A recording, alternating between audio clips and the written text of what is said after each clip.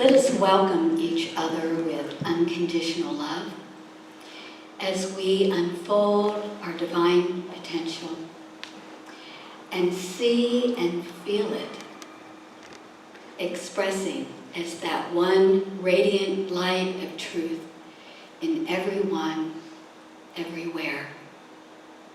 Let us hold firm and fast to that reality of wholeness and oneness, and allow it to unfold in its divine order as each of us choose to participate and allow its expression to come into fulfillment once again. And now for some more good news today. Behind the veil of mass media, there is a great spiritual awakening that is expanding our globe. Have you noticed? Are you feeling those little inclinations from within yourself? Let's see if we can shift that for ourselves so we can have not only information and knowledge, but open to the experience or realization of this presence of wholeness and oneness consciousness within us. As Garnet said this morning, the kingdom is within, but how do we find it? So often, as we look around us, everything seems in total contrast and in separation. This is our job.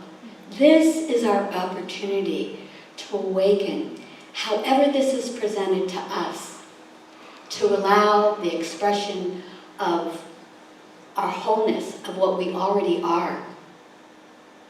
In healing, the real healing is in knowing and experiencing that we already are that at the soul level.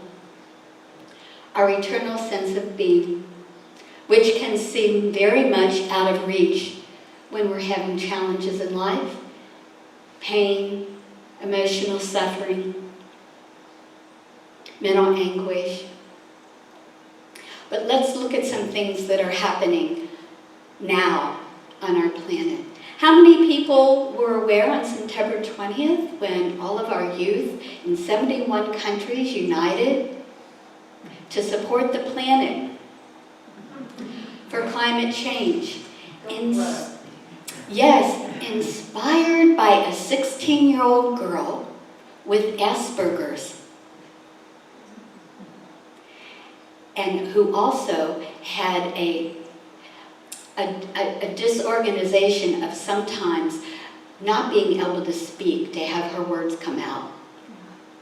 And in contrast to what her parents suggested, please don't put yourself out in front of the world, because they were concerned that she wouldn't be able to follow through with her message. It didn't stop her. She was so passionately inspired about life and this planet and our connection to it that she was taking up action, not in a forceful way, but in a very stable, strong, firm, quiet, but clear, straight through all the rhetoric. She wouldn't let that happen. And how many thousands of children were out of school around the world to share in that with her? What a surprise.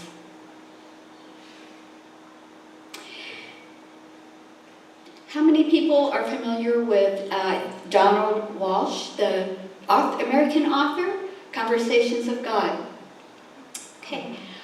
After 9/11, he was so moved from this tragedy to support mankind that he founded a group called Humanity's Team. Has anyone heard of that? Okay, there we go. So, this was founded in 2003 and still is in operation today. It is an international global spiritual movement. In March of this year, was held the Global Economic Summit on Consciousness and Oneness. And this was presented from educators, scientists, doctors, healers, common people, business people who had been living this model for decades and have put it forward in their paradigm for their lives and for their businesses. This was represented by on all of our continents. Shifting the paradigm for our lifestyle. That through education and personal embodiment, there is only one truth of oneness, and we must make that our priority. We must make that our priority, that we all already are that, and to do whatever we can to live from that state of consciousness and support one another, to have true peace, health, and well-being within ourselves, our communities, and our planet. Now, I was surprised to find out that they actually celebrate Global Oneness Day every October on the 24th for the last 10 years. So mark your calendars, October 24th, join in this connection with your fellow mankind, even though you may not know them by name. It's also United Nations Day. I always say, it's mostly what I don't know. From such a limited perspective, we're on a great adventure here. And be kind to ourselves. How many people have heard of heart math? God bless you. Okay. So heart math was founded by Doc Children, and he, again, passionate about the suffering of mankind, went and started to see, how does this work? How do we have the connection of health and happiness and unconditional love? And he started to collect scientific data. And he has this thing called heart rate variability. And we'll do a meditation at the end of my presentation today, and I'll share that with you. Along with the findings in Chinese medicine, which, by the way, is just not Chinese. We've lost so much of the richness of cultural findings over the whole globe. We just happen to have the written records from China. They say that we are already whole, that the heart, or what we refer to the seat of the soul, our eternal essence of being, that which we always were, always will be, and will continue to be, is perfect and whole. And when we can access this heart's intelligence, they found out, oh my goodness, it has its own brain and nervous system. The Chinese were right, and it runs this one up here. There's a real connection between our breath and our thoughts and how our body responds. This is the great news. Yoga sciences brought this. It's called the science of pranayama, or free flow of the life force. And boy, didn't we see a wonderful representation of expression of that this morning with our musical presentation.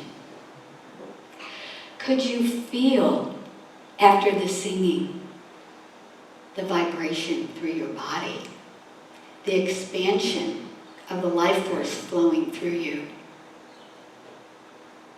Our bodies are an instrument for healing in many, many ways. So this heart math program has now become the industry standard in the United States. Also, the military uses it, and globally for stress reduction. Garnet, it's also used in the police force. Right. Yes, thank you for confirming that. And this week just concluded the Global Qigong Summit. Okay, so what is Qigong? Is it something you eat? No. like in cheese, and gong like in gung. It just means the skillful use of your energy. Chi is energy or prana, and gong is how, I like to think of it like my partnering with the life force through honoring source, so within, so without is an expression of me, and going on that adventure, holding my attention there, allowing my breath to flow, because without that, there would be no life, and coordinating that with gentle flowing movements. It's also a healing art for prevention and maintaining health, very simply executed. And we have an opportunity to participate that here through the month of October from 3 to 4, and it's guaranteed to make you smile. How many people have taken it and can confirm that that is true? Will leave you smiling. No experience necessary, because what? We're already that.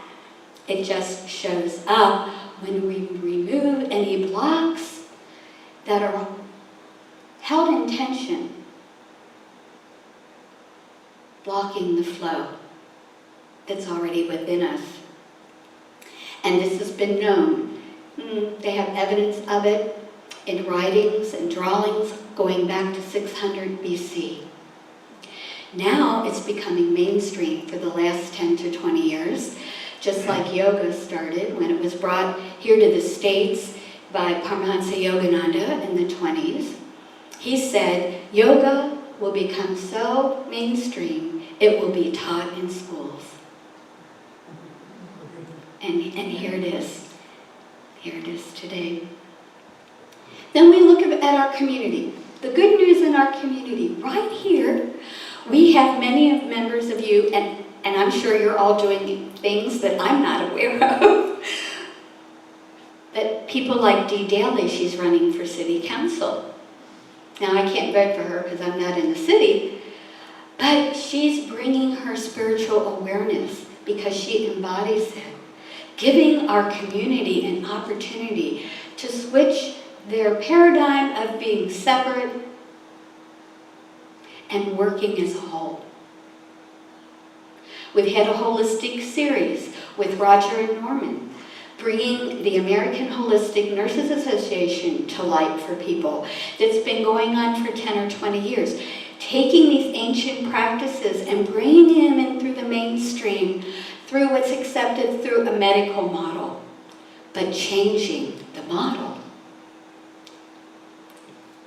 And of course, each of us and you, because you've shown up here today, so it's happening. Pat yourself on the back. If we look at the word healing and we want to define it, it means to make whole, healthy, sound, to restore a sense of balance and harmony, not only within ourselves, but within relationships and within our environment. But we want to look at this from a holistic point of view. Everything is happening in a field of wholeness. So we have to use words and maybe images to kind of wrap our head around it, so to speak. Okay? But if you just look at your bodies, okay, there are so many functions going on to support health and wholeness and well-being. And if one thing is out of balance, it affects the whole thing. Did you ever stub your big toe? I did my little one this week. It's still kind of crying to me. And to walk, to feel the pain through my whole body. Isn't that interesting? It's all connected. But we know that the whole is greater than the sum of its parts. And everything operates within a cooperative field to allow for that expression of wholeness.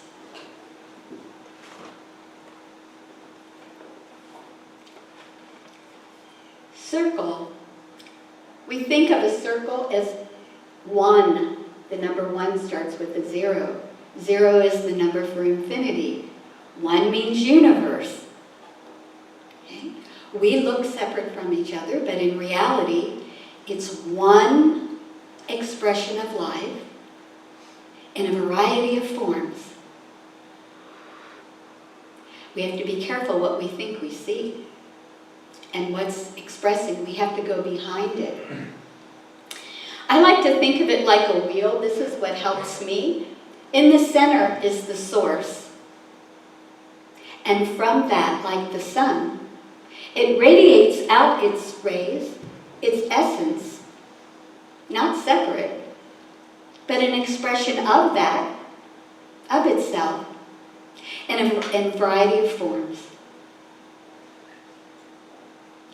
Then, if all of the spokes are in place and in harmony, from the inside, the outside wheel moves. So within, so without. If one of these spokes in this wheel is missing, or it's broken, or it's cracked, what happens with the wheel? There's a little blip. The flow has been interrupted. So we can look at our bodies and our minds from this point of view. What can I do to support this vehicle? And how does it work? I keep saying the instruction tag must have fallen off during the birthing process. Everything else comes with one. But that's what I think we're here to do, is to allow ourselves in a timely way and in a kind way. We're unfolding this transformational process to experience this oneness consciousness. I'm sure if you check in with yourself, even like a year or two ago, hasn't your awareness expanded? This is the evolutionary process of life fulfilling itself to restore this wholeness. So in the workshop today, and I will check with the board to see if I can repeat it again sometime next month, I'll be sharing practical ways to work with our bodies and our minds to have that tangible experience, to recenter, align, and ground. Think of it like this. Did you ever get frustrated when you picked up your cell phone and said, oh darn, I forgot to charge it last night? So there's a means by which we always want to go back to the source. It is the divine itself through which all healing flows. We are just simply the open vehicles for its expression. And we want to be able to support this body, clear this mind through any tangible means that works to allow for its expression, its divine potential to flow. And when we forget, we do the opposite. Oh, thought it, but I caught it. Why don't I say, I just remembered there is a blueprint of wholeness underlining everything. And I can learn to cooperate with it. How can I do that right now? Maybe it's just stop and pause and breathe. Move off the merry-go-round that's spinning us around. Like the walls of a hurricane, they spin, but in the center it's perfectly calm. So we'll share ways to reconnect that up and be more centered. But it's not one and done. I wish it was. It's how we live every day and put new tools into practice.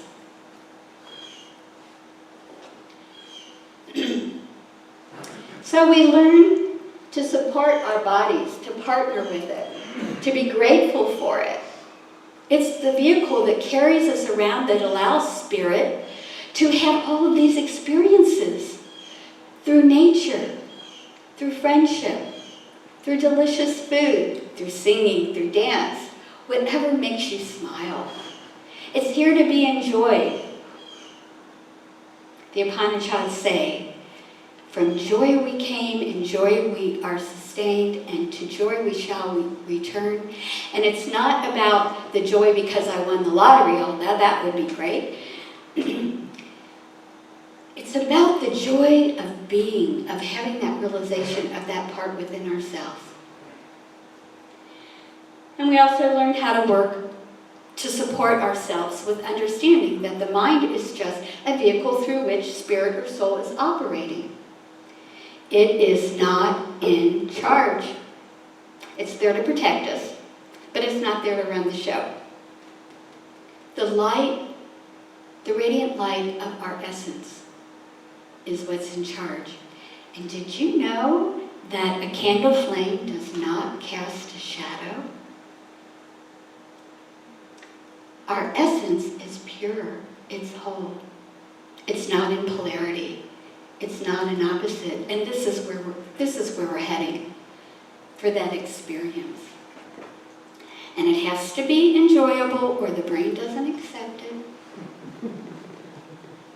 So we may need to go out and be like a child again and do a little more fun things and play a little more. So now ask yourselves, is it possible for myself or someone else to really heal? Now, healing happens on many levels. It can be physical healing. It can be an emotional or mental healing. But the most important, because it's our eternal, it's the place, it's what we are, is to deepen our relationship with whatever your experience of being spiritually aware and realized, how that unfolds for you. Trust that. Trust that. We're all individual expressions. It's going to be different for all of us. But there's still, we all come back to the one thing. We're already that. So that's the first mode of healing, is to recognize and accept that and just say, I inspired to have that experience. And then what do we choose to do to make that happen? Just like Greta Thunberg did. She was, despite her disabilities, despite being a small, young girl, she's affected the entire globe. Passionate, follow through. She shows up every Friday in front of Parliament in Sweden. It's not one and done. One is universe. It's all the time. It's all the time. I'd like to share with you a story of a friend. How many people know Marty Watkey? Okay, Marty was originally a Rabun County resident for many years. He is a colleague and dear friend who had a 12-year addiction with alcohol and heroin and 8 failed rehabs. One day, and he said, I should have been dead many times, and I knew that's where I was heading. And one day he just cried out, literally, and he had what's called a spontaneous spiritual awakening, where he experienced such a sense of overwhelming unconditional love and oneness that memory and feeling has never left. He knew at that point there was a change, a transformation. He responded to it. He aligned with it. He was moved to take care of himself and change his life. He knew through grace he was being supported and he wasn't alone. And that's something, when he surrendered to that which showed up through his call, he was so humbled because he knew he was being carried. He let go of this feeling of separation and vowed to continue to do that for himself, to make that a personal journey, to continue it, but also to share it with mankind. He has established several neurofeedback centers across the world. The first study was done here when Dr. Turner owned the old hospital.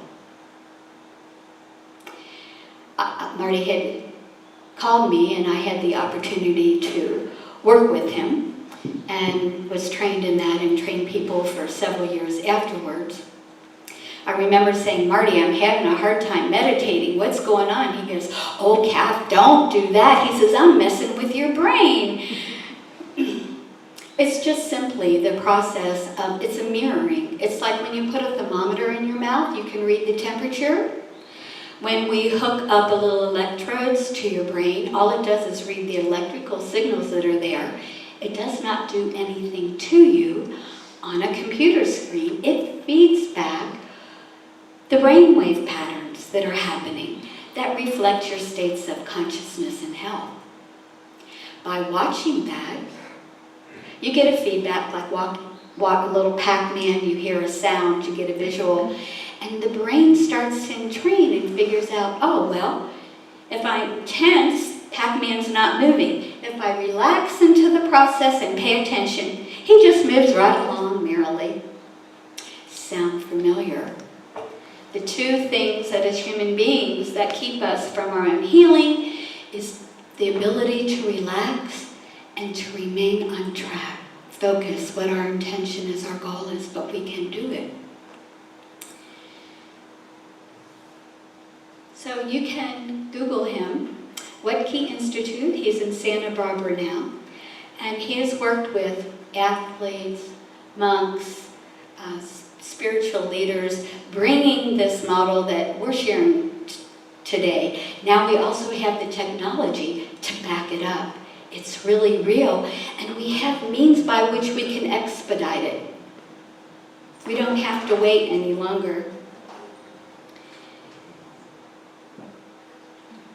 Do you believe this is possible for you?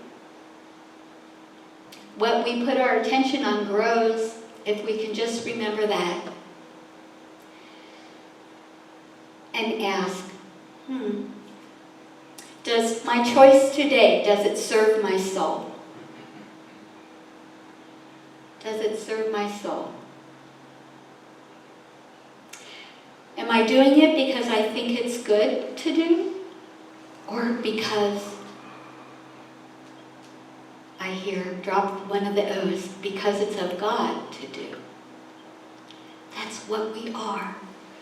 We're an expression of that, just waiting to get our get out of jail free card. Kindly, gently, compassionately, as we go through this human experience and choose to respond to that inner calling and find ways to allow for its flow. And in this way we connect with all of mankind. Our human consciousness is no longer in separation, no longer limited. And this is now a time of huge healing on the planet, and it begins with each of us. And as we each do our best, let's remember to pause and then rest. Balance action with just being. And then sit back and let God do the rest through us, effortlessly, flowing in the arms of grace, carried and sustained, and together, acknowledging the presence within and around us, we smile. So let's go ahead and we'll take a few minutes and do a heart math meditation. Share with you very simply. You can do this eyes closed or eyes open. And I like to reference my heart. If you're comfortable doing that, just placing your hand there. This is a way to connect to the body, to the sacred vehicle. To have the wholeness of the spirit in this temporary form, to partner with it.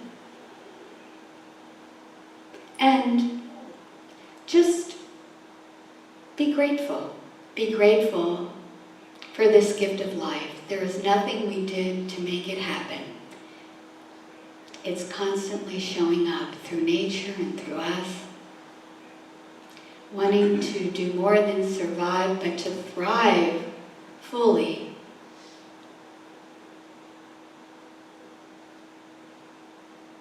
And bring your attention to your breath.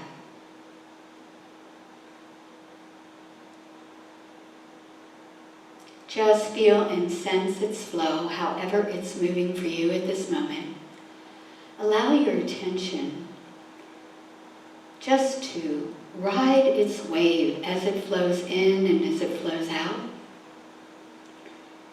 carrying us.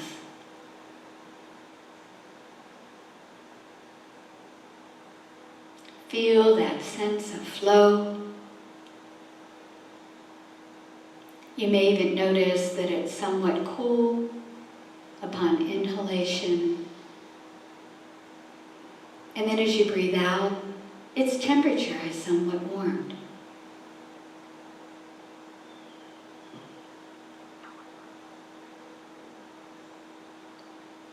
Spirit enlivening the inspiration. We smile and feel.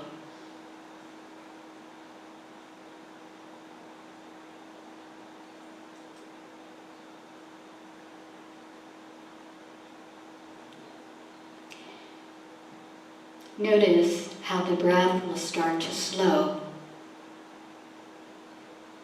Perhaps 5 breaths in and 5 breaths out, or whatever the numbers may be for you in this moment. Just allow it to even itself without trying to change anything.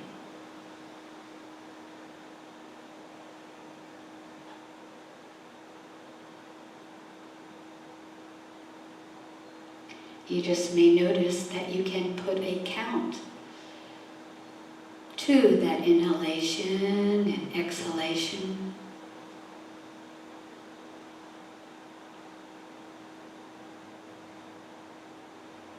And as we smile and acknowledge the gift of life, open your heart to whatever comes to mind that you are grateful for. Maybe it's just your fingers and your toes.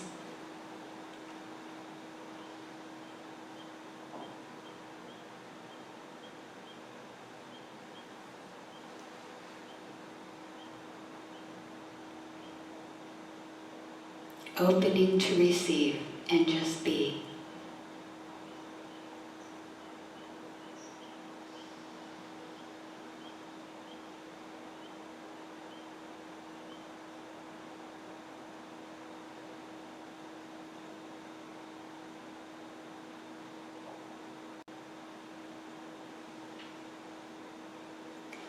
And allow ourselves just to soak in this presence, in this silence of just being.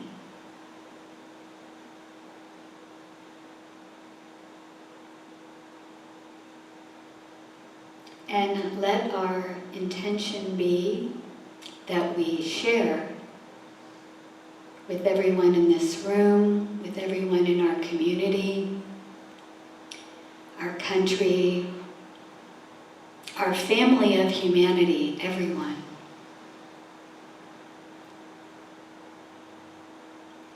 Allow blessings of compassion, of acknowledging the wholeness of every person, feeling ourselves and everyone embraced in wholeness and oneness.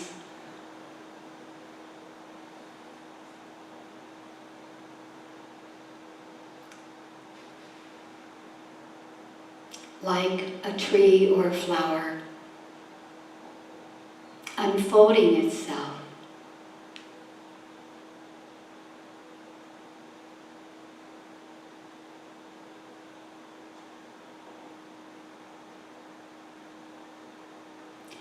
and feeling for ourselves and everyone a sense of health and peace and well-being. And above all, spiritual awakening.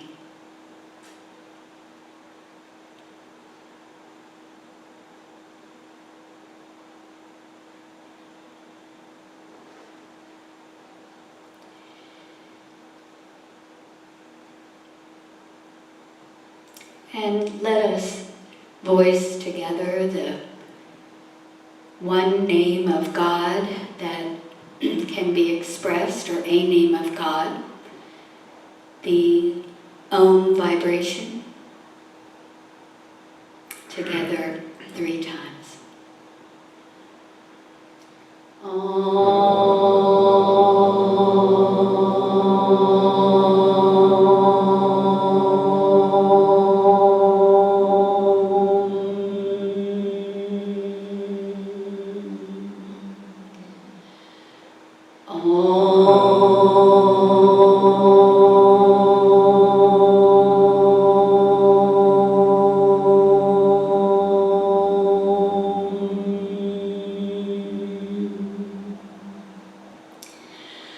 Oh.